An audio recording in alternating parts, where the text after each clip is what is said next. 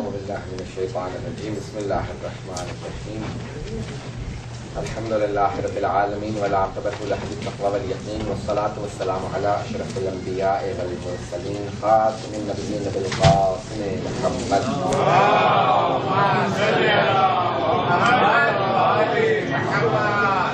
وعليه الطيبين الطاهرين المعصومين لا سيما بقية الله في الأرضين روحي وأرواح العالمين لتراب مقدمه الفداء واللعنة الدائمة على أعدائهم أجمعين من الآن إلى قيام يوم الدين.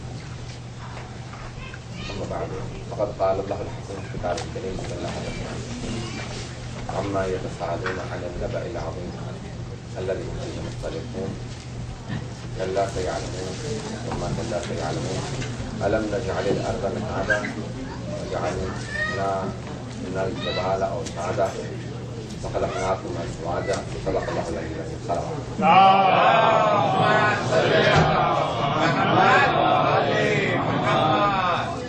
Yesterday we talked about the human beings and the creation of the human beings. Allah subhanahu wa ta'ala has, He says that the one who created you, He says that وَخَلَقَ الْإِنسَانُ ضَعِيفًا insan, or the human being has been created weak. So today I just want to continue about the human needs according to this one particular surah and the other verses in the Holy Quran.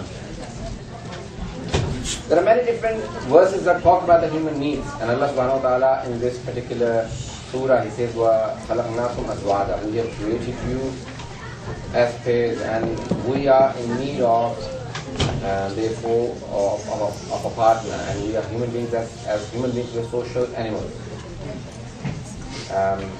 Madani Taba, as in Arabic and in Farsi we have allocated the term Madani Taba. We like to live in societies and we form groups, and we always live in groups. But Allah subhanahu wa ta'ala says that we have created you as partners. وَخَلَقْنَاكُمْ أَزْوَاجًا. Marriage is a human need. And unlike some of the other religions, Islam has encouraged on getting married, and the Holy Prophet sallallahu alaihi wasallam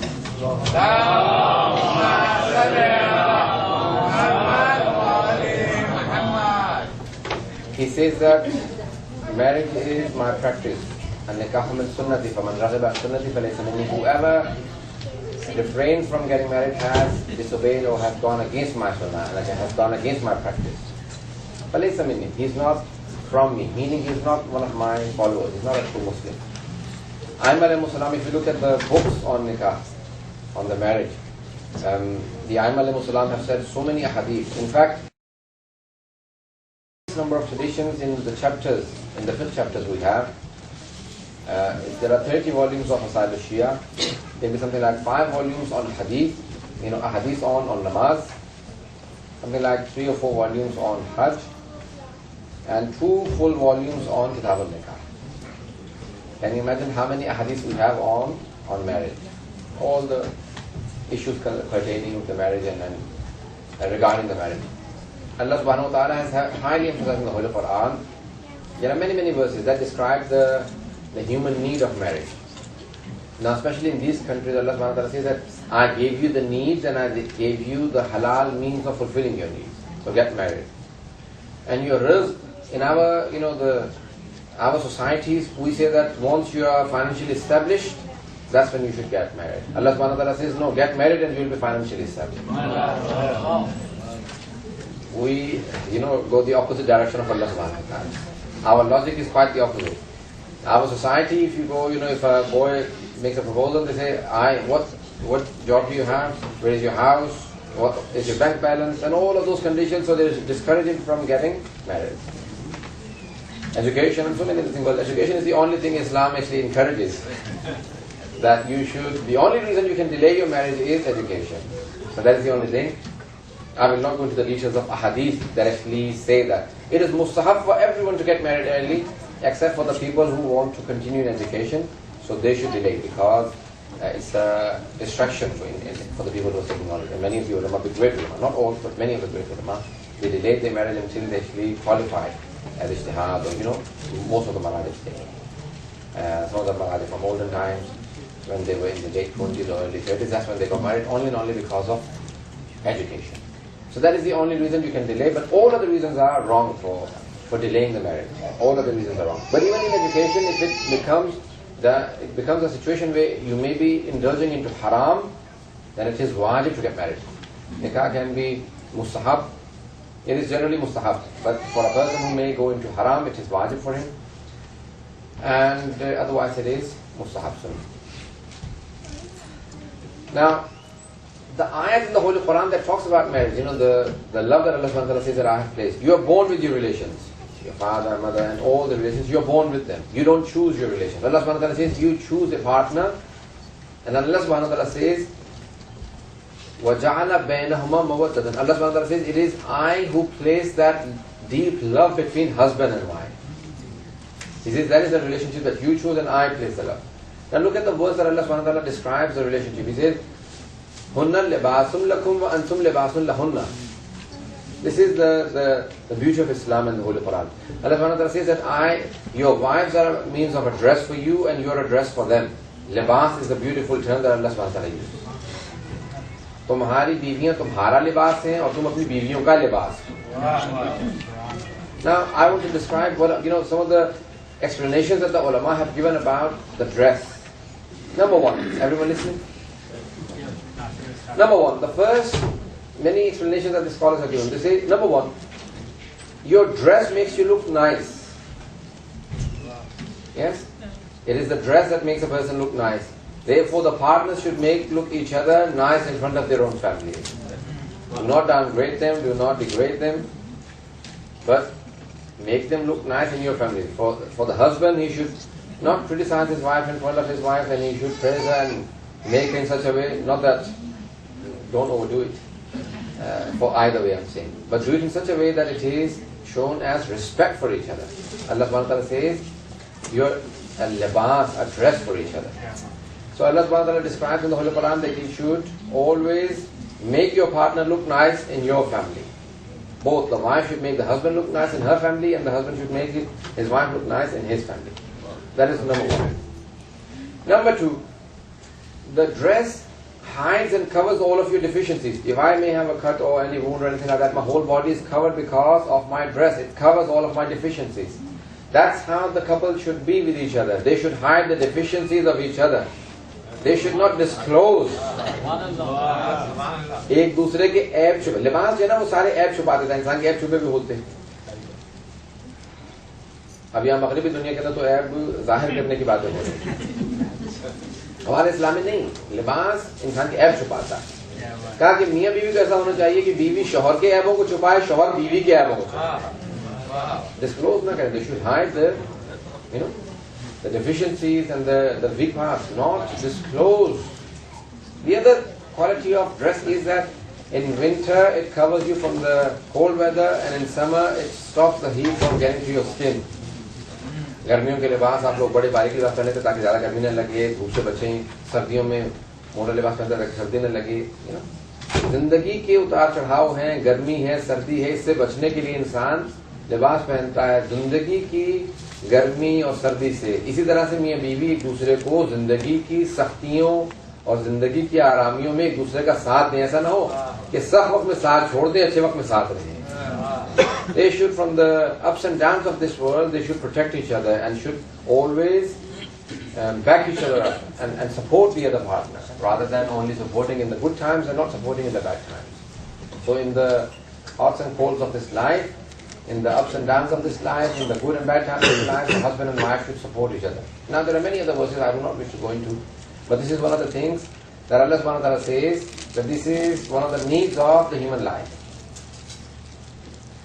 Now, there are many examples that come to mind when the ulama have, one of the examples that one of the great scholars from the religious seminary in Qom has given. He has given a very nice example, and he says that a person says that I will get married a bit late. He has clean water provided to him and he avoids drinking it. Again, clean water is given to him, he avoids drinking it. Until there comes a time he's traveling that he will have to drink the dirty water because he has no clean water anymore. Hopefully the example conveyed the message.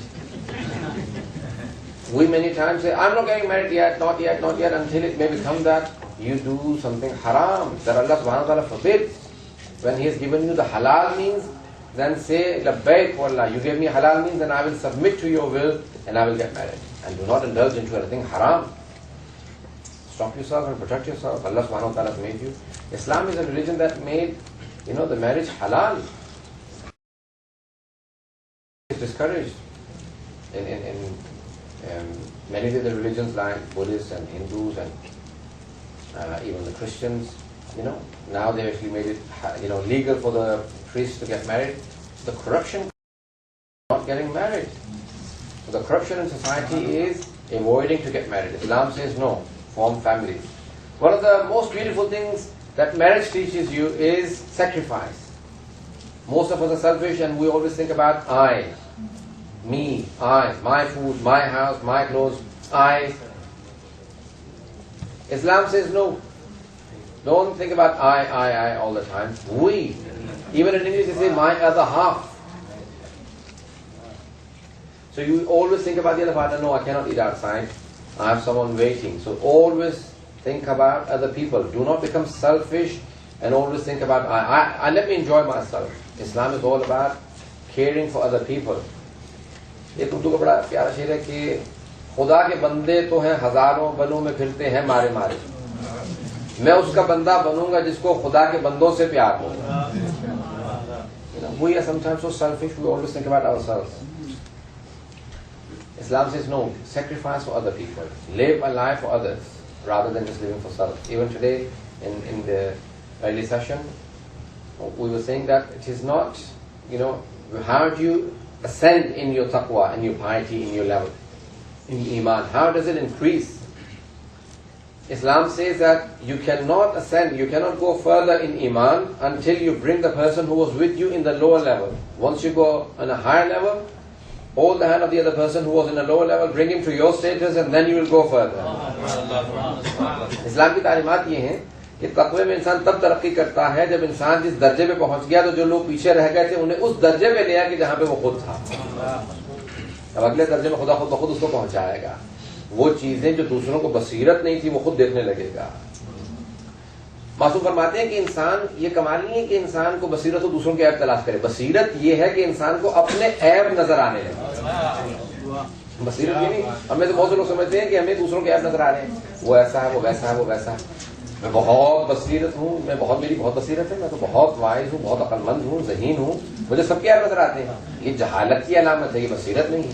یہ اندھے پن کی علامت ہے. جیسے اپنے عیب نظر آ رہے ہیں دوسروں کے عیب نظر آ رہے ہیں. اپنے عیب نظر آنا بصیرت ہے. معصوم فرماتے ہیں دعا مانگو پروردگارا مجھے اتنی بصیرت دے دے کہ مجھے اپنے سارے عیب نظر آنے لگے. اپنے عیب کو دیکھو. کب تک دوسروں کے عیب تلاش کرتے ہیں؟ عیب تراشی سخت مایوب. وہ کہتے ہیں کہ do not stay in finding the faults of other people. دوسروں کی کھوج میں مت رہو کہ غلطی کرے میں فوراً پوائنٹ آؤٹ کروں, اس کو بڑا کروں, اس کو پھیلاؤں, مشہور کروں, بدنام کروں. یہ نفاق کی علامات ہیں, منافقت کی علامات ہیں. اور ہمارے یہاں کہ اگر کسی کی کوئی ایپ مل جائے, ایک صاحب کہنے کہ مجھے AGM بہت اچھی لگتی ہے ہمارے لندن میں نہیں ہے, ایک اور شہر میں انگلینڈ کی. AGM کیا کہیں گے بھی اینوئل جنرل میٹنگ. میں نے کہا کیا ہمارا کہ اینوئل جنرل میٹنگ کیا ہوتا ہے, کیوں اچھی لگتی ہے آپ؟ کہنے لگے اس میں سب کے ایپ کھلتے ہیں مولانا, سب آگے دوسروں کو گالیاں نکالتے سب بتاتے ہیں اس کا یہ تھا, اس نے یہ غلطی کی, تو بڑی خوشی ہوتی ہے. میں نے کہا یہ نفاق کی علامت ہے, میں سے دور کیجیے, اگر نہ بتا دینا یا پھر ہم سے سنے تھے پوری بات. غور کیا بتا رہے جمع ہوتے ہیں تو دوسروں کے ایپ کھولتے ہیں, بڑا خوشی, مجھے اس میں بڑی خوشی ہوتی ہے. دوسروں کے ایپ ہی سارے ہوتے ہیں, سب دوسروں پہ تہمت لگاتے ہیں, دوسرے کو بتاتے ہیں. یہ علامات اچھی علامات نہیں ہے. یہ مغربی دنیا کے لیے ہو کہ جہاں پہ لیفٹ رائٹ کا تصور ہے, جہاں ایپ تراشی, ایپ جوئی, یہ خود گناہ ہے. ایپ جوئی یعنی کسی کا ایپ تلاش کرنا, کسی کا ایپ ڈسکلوز کرنا, یہ خود گناہ ہے. وہ کام معصوم سے کہا کہ مولا میں نے گناہ نہیں کیا, میں تو دوسرے کا ایپ بیان کر رہا ہوں. کہ یہ خود ایک گناہ ہے جو دوسرے مومن کا ایپ بیان کر رہا ہے. یہ بھی گناہ, میں نے نہیں گناہ کیا بھائی, یہ گناہ کر رہے ہو تم. گناہ میں دوسرے کا بیان کر رہا ہوں, گناہ تو اس کا ہے, آپ دوسرے کا گناہ بیان کرنے کا ایک اور گناہ اپنے سر لے رہے ہیں. حتیٰ اپنے گناہ کا اقرار کرنا, اقرار و ذنب ذنب آخر, Admitting to a sin is another sin. ایک گناہ کا اقرار کرنا ایک اور گناہ ہے. صرف آپ کے اور خدا کے درمیان میں ہونا چاہیے. یہ بڑی اہم, میں ایک نقطے سے اشارہ کر رہا ہوں. پہلے میں انگلش میں وضاحت کرتا ہوں, پھر اردو میں سمجھاؤں گا, کیونکہ بہت سے حضرات جو ہیں وہ اردو میں سوئچ آف ہو جاتے ہیں, بہت سے انگلش میں سوئچ آف کر لیتے ہیں اپنے آپ کو. ہوتے نہیں کر لیتے, کیونکہ یہاں پہ رہتے ہیں تو انگلش تو آتی ہوگی, سوائے چند بزرگوں کے, باقی سب تو آتی ہوگی. Admitting to your sin is another sin. Confession, Islam does not believe in confession. There is no concept of confession in Islam. Even the Prophet and the Imam said, do not come and confess about your own sins to us. There is no confession. We don't have anything like the Catholics, and you come and confess, okay, I'll forgive you, give so much donation. Give the donation and repent. Islam says no confession, there is no confession. Even a person came and confessed to Imam Ali, Ya Ali, I have done so and so sin. He didn't even look up. Allahu Akbar. This is Islam. When a person came and said to Imam Ali, he said, Ya Ali, I have committed so and so sin. He was writing something, he said, you didn't know about it, leave. He said, no, I knew about it. He said, probably there was a problem. He said, no, there was no problem. Imam Ali is giving him a chance, run away. He says, no, he said, I'll look into it tomorrow, go. So the man comes back tomorrow. Ya Ali, you told me to come back tomorrow. I didn't tell you to come back tomorrow. I was letting you go. Go and repent. Tawbah is the biggest door of Allah subhanahu wa ta'ala. No confession. Do not confess. That doesn't mean that sin. Keep sinning and there is no confession. No. At least tell yourself, I have done this sin. Tell yourself, tell Allah subhanahu wa ta'ala. Allah knows, but you say, Ya Allah, I've committed this sin, forgive me. One of the signs of a mu'min is that even in his old age, he remembers the sins that he committed when he was young. One of the signs of a mu'min. Even in his old age, he remembers the sins that he committed when he was young, so he can repent for the sins that he committed. علامات مومن میں سے ہے کہ بڑھاپے میں بھی اسے وہ جوانی کے گناہ یاد آتے ہیں تاکہ وہ توبہ کر سکے ان گناہوں کی. توبہ کی توفیق بہت بڑی توفیق ہے. Saadi Shirazi, the Iranian poet, he says in Farsi, در جوانی توبه کردن شیوه پیامبری. He says that repenting when young is following the prophets. Otherwise, in old age, even a wolf says, I'll not eat meat anymore. It's a very beautiful example. سادی کہتے ہیں جوانی میں توبہ کرنا انبیاء کا شیوا. بڑھاپے میں تو بھیڑیا بھی کہتا ہے میں گوشت نہیں کھاؤں. کیوں کہتا ہے؟ سارے دانت جھڑ جاتے ہیں, ناخن جھڑ جاتے ہیں, نہ شکار کر سکتا ہے, نہ دانت سے کھا سکتا ہے. کہا میں توبہ کے لیے گوشت نہیں کھاؤں گا. یہ میں توبہ گوشت سے نہیں کہہ رہا ہوں, مثال ہے. A person came to one of the Wukala of Atala Burjadin. He said, Agha, I have repented. He said, what from? He said, I used to play flute in the weddings. He said, do you have it? He said, yes, I have it. Took it out. He said, if you repented, you would break it. He said, but I want to repent. Tell me. He said, there's no confession. Just repent. He said, tell me something that I should read. He said, can you play it for me? He said, I don't have any teeth anymore. I can't play it. You have to blow very hard. My lungs are weak. I'm old now. So the reason is because he can't play the flute anymore. So he said, okay, let's do tawbah. Many of us, I can't sin anymore, so let's do tawbah. That is not. Most of you are young. Be vigilant of yourselves. Sometimes when tomorrow you'll be given a big responsibility, you may refrain from it because you may have committed a sin. Then you'll feel guilty and you'll feel that I'm not worthy of it. Be very strong with yourself. Be very strong before Allah subhanahu wa ta'ala and say, Ya Allah, I have disobeyed shaitan and I've submitted myself to you. آئندہ دیکھیں انسان کی ضروریات تو بہت زیادہ ہیں. میں زیادہ وقت نہیں ہوا, میں جانتا ہوں سنڈے اور آج کل آپ لوگوں کو انشاءاللہ جاب پہ روز ہی جاتے ہیں. اس میں سب ناظر بھائی جائیں. ناظر بھائی بہرحال میں ان کو کہہ دوں گا کہ کس سے سنتے ہیں, کیونکہ سوال سے بھی پتہ چلتا ہے کہ یہ سن رہے تھے یا نہیں سن رہے. آرام سے رہتے نہیں. الحمدللہ جتنے بھی لوگ سوال کرتے ہیں ریلیٹڈ ہوتا ہے. میں ویسے ہی ان کا پوائنٹ کر رہا ہوں کہ ماشاء اللہ سے اس سال الحمدللہ مجھے ہمیشہ آنے کے بعد خوشی ہوتی ہے. جب میں ملتا ہوں میں ہمیشہ محسوس کرتا ہوں کہ جہاں جتنے بھی لوگ مومنین بیٹھے ہوتے ہیں سب اپنے میں اپنا سمجھ کے بات کر رہا ہوں. اور خونی رشتہ ہونا کوئی ضروری نہیں ہے. اسلام نے, رسول خدا نے جو سب سے بڑا رشتہ بتایا وہ ہے ایمان کا. سب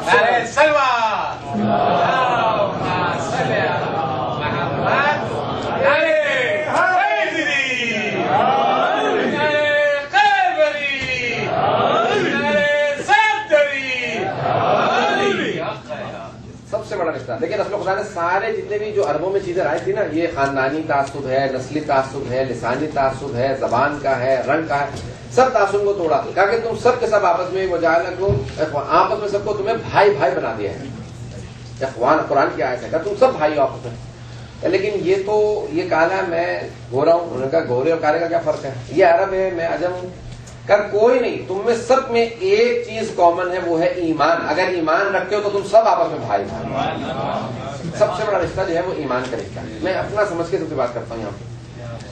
اور کبھی یہ محسوس نہیں کرنا چاہیے کہ میں کہیں سے اور کوئی کہیں سے نہیں. ہماری اپنی آپس میں اپنائیت جب تک نہ ہو تب تک ہمارے یہاں آگے ترقی نہیں ہوتی. اسلام کے اندر یہ جو سب سے بڑی چیز ہے نا، اسلام یعنی انسانی ضروریات کیا ہے، انسان کی ضروریات ہے. میں نے ابھی ایک طرف اشارہ کیا، نیند کی ایک ضرورت ہے. یہ ابھی آیات کے اندر ہے وَجَعَلْنَا نَوْمَكُمْ سُبَاتًا. انسان کی اللہ کہتا ہے کہ دیکھو میں نے تمہارے اندر ایک ضرورت پیدا کی. ایسا نہیں ہو سکتا کہ اللہ کی ضرورت ہے اس کو مار دو. انسان اپنے supposed to divide your day into 4 parts. 4 حصوں میں دن کو تقسیم کر دو. کتنے گھنٹے کا دن ہوتا ہے؟ 24 گھنٹے کا. اس کو 6 حصوں میں تقسیم کیجئے، 4 حصوں میں تقسیم کیجئے، 6 گھنٹے کے. اب 4 حصوں میں تقسیم کے معصوم فرماتے ہیں کہا کہ ایک حصہ آرام کا ہے، ایک حصہ کام کا ہے، ایک حصہ عبادت کا ہے، اور ایک حصہ ان میں سے جو بھی یا کوئی اور جائز چیز تم بڑھانا چاہو بڑھا سکتے ہو. کچھ آورز نیند کے بڑھا لو، کچھ کام کے بڑھا لو، کچھ عبادت کے، کچھ انجوائمنٹ کے، لگنے کے، حلال چیزوں کے ذریعے. اب دیکھیے تصور دیجیے، اسلام نے پورا کا پورا کانسیپٹ اگر 6 گھنٹے عبادت کی، ہر چیز عبادت ہے. یہ نہیں کہ 6 گھنٹے مصلی پہ بیٹھے رہے. ہمارے دوست کہنے لگے بھی، میں نے ان سے کہا بھائی یہ آپ کہاں سے بات کر رہے ہیں؟ کہیں میری امی نے مجھے بتایا. میں نے کہا بھی آپ کی والدہ پڑھی ہے؟ کہیں وہ 6 گھنٹے 8 گھنٹے مصلی پہ بیٹھی رہتی. میں نے کہا بھائی یہ عبادت ہے، یہ تعلیم نہیں. یعنی ان کو کہیں سے پتا چلا نہیں، انہوں نے بتایا. میں بہت ان سے کوشش کی تو ان کو بات جو ہے کنوینس کیا جائے کہ کوئی دلیل ہو آپ کے پاس، کوئی آیت ہے، کوئی حدیث ہے، کوئی کانسیپٹ ہے. نہیں، گھر سے سیکھا. گھر سے سیکھنا بہت اچھی چیز ہے. والدہ کی ایجوکیشن سب سے جو ہمارے پاس بڑی انسٹیٹیوشن ہے وہ ہے ماں. سب سے بڑی انسٹیٹیوشن، سب سے بڑی انسٹیٹیوشن جو ہے وہ ماں. اس کے بعد باپ. اپنے بہت سے سب یہاں تو بات کرتے ہیں ویسے پردہ جو ہے مائیں ہیں. تو بہرحال سب سے بڑا انسٹیٹیوشن جو ہے وہ ماں ہے. سب سے بڑا انسٹیٹیوشن جو ہے وہ ماں. اللہ انسان کی مختلف ضروریات ہیں. خدا مند مطالعہ کا دیکھو، تمہاری ضروریات کو میں نے دنیا کے اندر پورا کیا. ایک پہلے اللہ نے کہا کہ تمہیں میں نے زوج جفت خلق کیا ہے، جوڑوں میں خلق کیا. دوسرا تمہاری نیند ہے. تو خدا کہتا ہے کہ وجعلنا اللیل لباسا، ہم نے رات کو ایک لباس کی طرح سے خلق کیا. ایک مرتبہ خدا کہتا ہے میں سارے پردے گرا دیتا ہوں تاکہ تم آرام کر سکو. نیند آتی ہی تب ہے کہ جب انسان اندھیرا ہو جائے، تاریکی ہو جائے. دن بنایا ہے کام کرنے کو، رات دی نیند بھرنے کو. اللہ نے کہا تمہیں لائٹیں آف کرتے دیکھو، میں سب سے بڑے لائٹ اسی آئینی آیات ہے. وجعلنا سراجا وہاجا، اور ہم نے سراج یعنی سورج کو وہاجا بہت زیادہ دمکتا ہوا بنایا ہے تاکہ جس کو کام کرنے کی ضرورت ہو اس کے لیے روشنی موجود ہو. وجعلنا النہار معاشا، اور ہم نے دن کو کام کرنے کے لیے، معاش کے لیے بنایا ہے. نکل جاؤ اپنے روزی تلاش کرنے کے لیے. سب کے سب جانور جو ہیں وہ بھی نکل جاتے ہیں، پرندے بھی اڑ جاتے ہیں گھونسلوں سے. کچھ ایسے پرندے ہیں جو رات میں، تاکہ ان کا بھی تو سلسلہ چلتا رہتا ہے. کچھ رات کے لیے، لیکن زیادہ تر جو ہے وہ دن میں. کہا وجعلنا النہار معاشا، ہم نے دن کو تمہارے معاش کے لیے بنایا. تمہاری ضروریات تھیں، روزی روٹی کمانا ضرورت تھی، ہم نے دن بنا دیا. آرام کرنا، نیند تمہاری ضرورت تھی، ہم نے رات کو سب سے بڑا جو چراغ تھا وہ بجھا دیا. حتیٰ دیکھو تم اپنے گھر میں قمقمے لگاتے ہو، لائٹس لگاتے ہو. میں نے بھی آسمان کے اوپر اتنے ستارے سجا دیے ہیں کہ اگر تم باہر نکلو تو تمہیں سجاوٹ محسوس. ہم بھی کتنے گھروں کو سجاتے ہیں. اللہ نے کہا دیکھو میں نے آسمان کو سجا دیا. وزینا، زینت کا لفظ استعمال کیا ہے. وزینا السماء الارض، میں نے دنیا کے آسمان کو کواکب، زینا ستاروں سے، کواکب کوکب کی جمع ہے، کوکب کہتے ستارے کو. میں نے آسمان کو ستاروں سے چمکا دیا ہے. اور تمہارے لیے کتنی بہت سی چیزیں دی ہیں کہ تمہارے لیے اس کے اندر تسکین موجود ہو، تمہیں سکون ملے. رات کے اندر انسان کو آرام کرنے کا جی چاہے. اللہ نے کہا میں نے ایک سائیکل بنایا ہے، نیچرل سائیکل ہے، آرام کا ہے، کھانے کا ہے، پینے کا ہے، زندگی کی تمام ضروریات. کہ جب ضروریات میں نے دی ہیں تو ان ضروریات کے لیے تمہاری ضروریات کو پورا کرنے کے لیے راستے بھی عطا کیے ہیں. اب کتنے راستے ہمارے پاس ہیں. اب بہت سے لوگوں کے ذہن میں سوال یہ آتا ہے کہ پھر یہ جو افریقہ میں مثال کے طور پہ سیلاب آ گیا یا پاکستان میں سیلاب آیا تھا یا بہت سے اور واقعات ہو جاتے ہیں تو اللہ نے یا اللہ کی طرف سے ہیں. اللہ کہتا ہے دیکھو جتنی اچھائیاں ہیں وہ سب میری طرف سے ہیں. All the good is from me and the evil is from yourselves. جتنی برائیاں ہیں وہ تمہاری اپنی. اب کہیں گے کیسے؟ توجہ ہے میرے ساتھ حضرات کی؟ میں اسی پہ ختم کر دوں گا اگر آپ لوگ زیادہ نہیں سننا چاہیں. اگر ختم کر رہا ہوں مختصر سے بات کروں گا, زیادہ لمبی چھوٹی بات نہیں کروں گا. حضرات بہت سی ضروریات ہیں انسانی, ہیومن نیڈز ہیں. اب ہم کہتے ہیں کہ بھائی اچھائی اللہ کی طرف سے ہے. خود خدا کہتا ہے ہر اچھائی میری طرف سے, برائی تمہاری طرف سے ہے. جو دنیا کے اندر کرپشن آتی ہے, حتیٰ یہ جو سیلاب آتے ہیں, حتیٰ یہ جو قہر پڑ جاتا ہے, ڈراؤٹس آتے ہیں, یہ سارے تم لوگوں نے کچھ کیا ہے جس کی وجہ سے یہ ہوا ہے. اللہ کہتا ہے تم نے کیا. اچھا ان لوگوں نے کیا تھا. اللہ نے کہا دیکھو میں نے سسٹم بنایا, نظام بنایا. توجہ ہے سب لوگوں کی. اللہ کہتا ہے میں نے سسٹم بنایا, نظام بنایا. اب اس سسٹم کے اندر میں انٹرفیئر کر سکتا ہوں. ہاں کر سکتا ہوں, کروں گا, لازمی نہیں کہ کروں. توجہ ہے میرے ساتھ. ڈیوائن انٹرونشن کی جو پوری بحثیں ہیں, آیا اللہ ڈیوائن انٹرونشن کرتا ہے, یعنی اللہ مداخلت کرتا ہے. کہتے کہ میں نے ایک نظام بنا دیا, جو محنت کرے گا وہ پھل پائے گا, جو سستی کرے گا وہ نقصان اٹھائے گا. اب یہ کہ آیا میں انٹروین کروں, اس کو کوئی فائدہ پہنچا دوں, میں کروں گا لیکن ہر جگہ نہیں. میں نے ایک سسٹم بنایا ہوا. اگر کوئی آدمی مثال کے طور پہ میں اٹھ کے یہاں پہ آہستہ آہستہ پتھر مارتی ہے, شیشے توڑنا شروع کر دوں, ساری کی ساری لائٹیں, کیا ہوگا؟ میں اکیلا محروم نہیں رہوں گا روشنی سے, سب کے سب محروم ہو جائیں گے. اللہ نے کہا میں نے ایک سسٹم بنایا ہے, اگر کچھ لوگ جا کے کچھ کرپشن کریں گے تو سب کو اس کا نشانہ اس کا بھگتنا پڑے گا. کچھ لوگوں نے جا کے ایٹامک بم بنایا, گرا دیا, اس کا نتیجہ سب کو بھگتنا پڑے گا. کیا کرو گے تم ہی, بھگتو گے بھی تم سب. تم روکو تاکہ ایسے افراد کو کام نہ کریں. بھائی ذرا اس کی قرآن سے مثال دے دیتا ہوں. خدا کہتا ہے ہر کچھ جتنی اچھائیاں ہیں وہ اللہ کی طرف سے ہیں, جو برائیاں ہیں وہ تمہاری طرف سے ہیں. اس کی مثال جو بہت سے علماء نے لکھی ہے, وہ کہتے ہیں دیکھیں زمین کے اوپر جو ارتھ ہے اس کے اوپر سورج کی طرف سے روشنی آ رہی ہے, سورج کی طرف سے روشنی آ رہی ہے. تو جہاں جہاں پہ بھی زمین روشن ہے وہ سورج کی وجہ سے روشن ہے, اپنی وجہ سے نہیں. برائیاں ہماری اپنی طرف سے ہیں. مثال سنیے گا, جتنی زمین پہ روشنی ہے وہ سورج کی وجہ سے, زمین کی اپنی وجہ سے نہیں. زمین تو تاریخ ہے, سورج روشنی دیتا ہے تو زمین کے اوپر لائٹ ہو جاتی ہے. جہاں جہاں پہ سورج روشنی دیتا رہتا ہے وہاں روشنی ہوتی ہے. اور جہاں جہاں تاریکی ہے کیا وہ بھی سورج کی طرف سے ہے؟ نہیں, وہ سورج کی وجہ سے نہیں ہے, وہ زمین کی اپنی وجہ سے ہے, کیونکہ زمین سورج کا فیس نہیں کر رہی. نہیں تو حضرات, کیونکہ زمین کا فیس سورج کی طرف نہیں ہے, اس لیے وہاں تاریکی ہے. اس وقت ہم نے ہمارے زمین کے حصے نے سورج سے اپنا رخ موڑ لیا, اس لیے یہاں تاریکی ہو گئی ہے. جیسے سورج کا دوبارہ رخ کر لے گی دوبارہ روشنی آنے لگے گی. جب تک ہم خدا سے وابستہ رہیں گے نعمتیں رحمتیں نازل ہوتی رہیں گی, جب خدا سے ٹوٹ جائیں گے تو مصیبتیں آنے لگیں گی.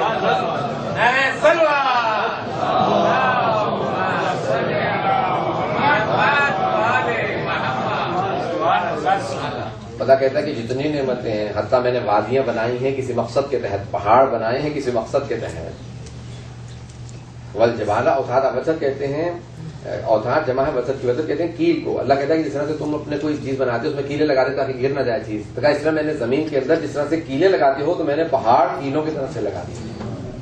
اور باقاعدہ ایک ستون ہے لا ترونہا, جو تمہیں نظر نہیں آتے. کہا کچھ لوگ کہتے ہیں نہیں ستون نہیں لگایا, بغیر ستونوں کے یہ پوری کی پوری کائنات کھڑی کر دی.